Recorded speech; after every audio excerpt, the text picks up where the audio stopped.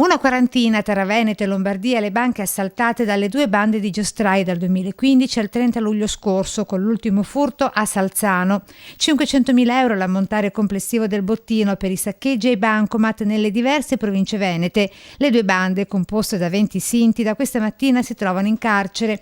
Mettevano a segno i raid nelle vicinanze delle città d'origine e di residenza, nel Trevigiano, a Oderzo, Valdobbiadene, nel Vittorio Veneto, Mansueto e Ponzano, solo per citare alcune, a Mestre, Venezia e Noale, quindi a Sandrigo, Rossano Veneto, Camisano Vicentino, Cittadella e Pieve di Sacco.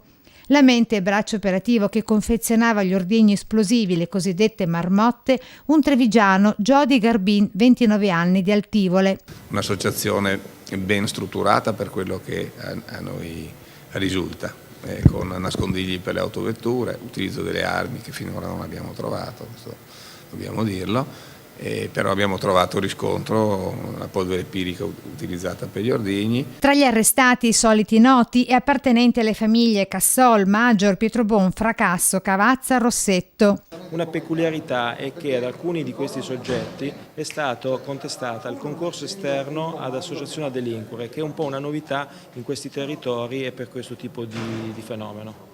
Perché normalmente veniva contestato ai mafiosi.